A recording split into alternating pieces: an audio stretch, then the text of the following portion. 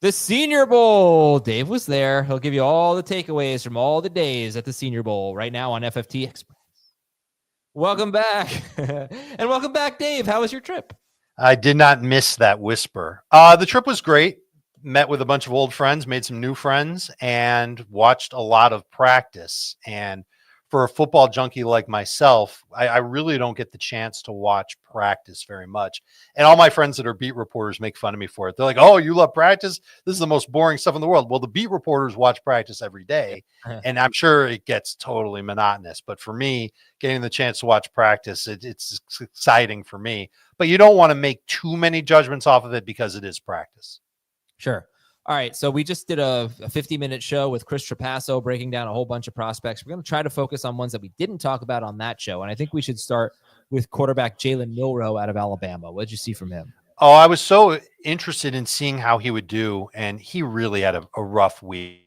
A number of bad or slow reads, a lot of inaccuracy. On one day alone, he missed a running back on a route against air, 3 other targets in one-on-one drills. He had his moments. He completed a deep pass to Jack Besh for a long touchdown on the last day of practice.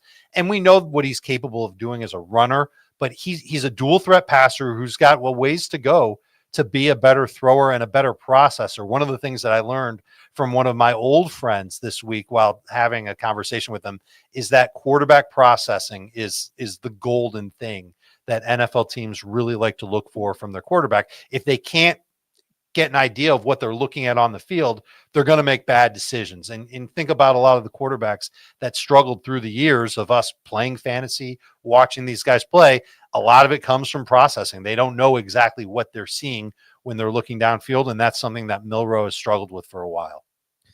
Yeah, it's really an interesting player because he has so much rushing upside. He is really, really talented as a rusher. So obviously, if he can put it together as a passer, it could be an exciting player. Sure, but we say the same thing about Anthony Richardson. This is a smaller version of Anthony Richardson, and the way that Anthony Richardson is developed, I'm sure that NFL teams are viewing him as a tough prospect to really get to really embrace. Yeah, but I'm still gonna take a shot on Milroe in a dynasty league, obviously, and if he's a starting quarterback, which I don't think he will be as a rookie, then we'll talk about him in drafts. But anyway, who else do you want to talk about that needs to be highlighted? I thought that Riley Leonard was solid, and I think that that's kind of just the way that we'll talk about some of these other quarterbacks. It was Leonard, it was Tyler Shuck. I think that they were solid.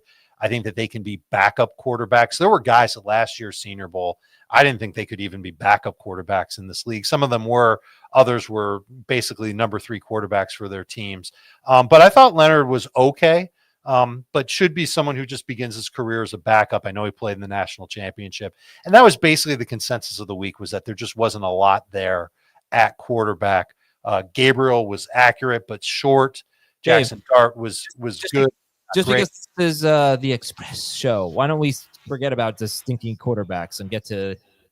That's a good idea, because the position really wasn't that great. And you might say the same thing about the running backs as well. We talked on the main show about Janty for sure, and we didn't really get into the other top running back prospects.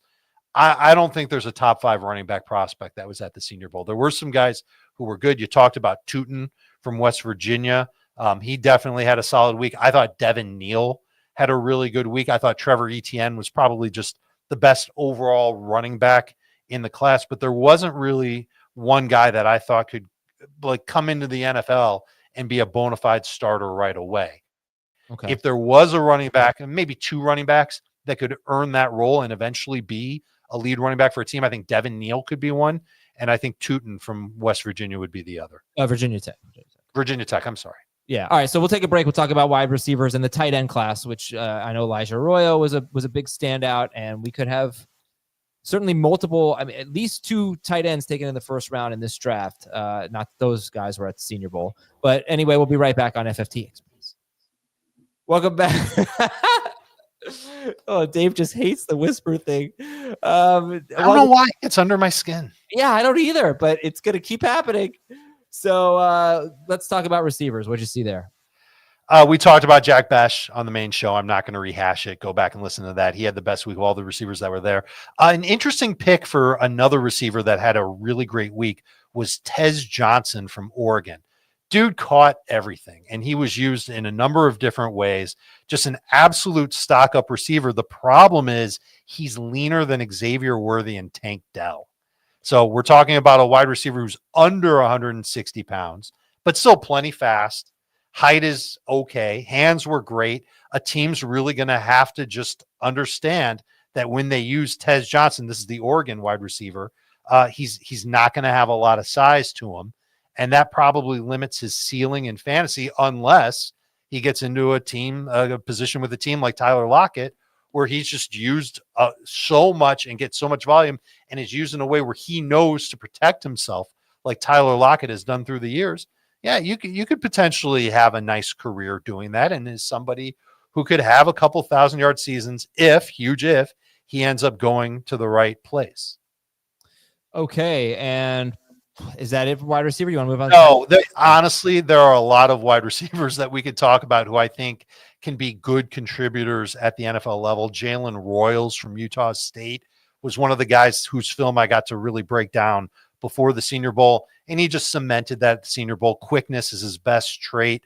He's got good hands. He can run a bunch of routes, kind of designs his game after Devontae Adams. I don't think he'll be as good as Devontae Adams. I think his speed, like his straight line speed, is going to be an issue, but I think he can absolutely be a good number 2 or number 3 receiver for an NFL team. I would say the exact same thing for Xavier Restrepo from Miami. Adam, you and I watched him. He was the number 1 guy for the Hurricanes. He's just a bona fide wide receiver, a pro's pro and a professional who's not necessarily great at any more than like 2 things, maybe 3 things. Good body control, really good hands, but he's not the biggest guy. He's not the fastest guy.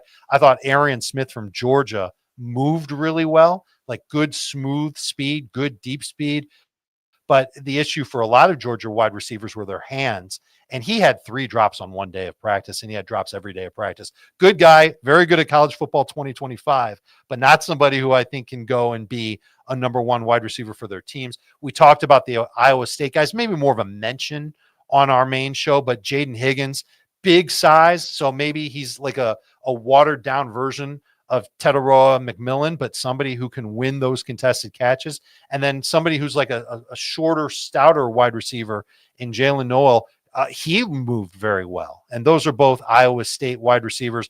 Pat Bryant from Illinois, for a big guy, he had outstanding footwork to help him get open against coverage. Could be an interesting late day 2, early day 3 pick amongst the wide receivers.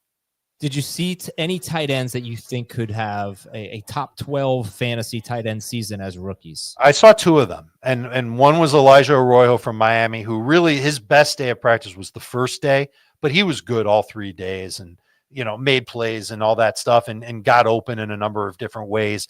That type of versatility where he's more of a wide receiver than a blocker, I think that'll stand out to NFL teams. I don't know if he's a first-round pick in NFL drafts, but he could end up being a late first-round pick in rookie-only drafts. Harold Fannin got better as the week went on. We talked about him a lot more than Arroyo on the main show, so I would encourage you to look into those 2 guys. My guilty pleasure among the tight ends was a guy who's not going to be fast at all, but the UCLA tight end. His name is Moliki Matavo. I think I'm pronouncing that right. Just every time he got the ball in practice, he was bowling people over. He's 6'5", 265 pounds. Probably will not be a fantasy asset, but a player who is fun to watch at the Senior Bowl.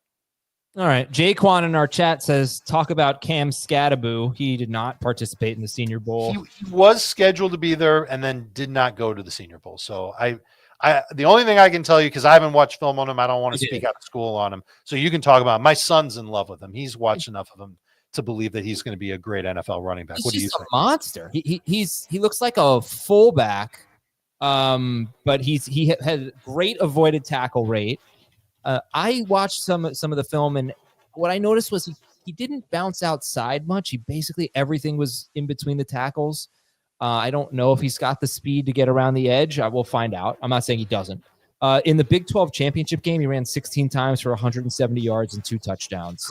In the Peach Bowl against Texas, he only averaged 4.8 yards per carry. Texas did a very good job against him, but he did have a couple of big runs, and then he had 8 catches for 99 yards. So he's a guy who had 45 catches in 13 games. He's really interesting. I'm curious to see what kind of 40 time he runs, but he's a truck, and he will just run people over, which is kind of a theme of this class. It's a lot of guys like the guy out of UNC, Marion Hampton, as well.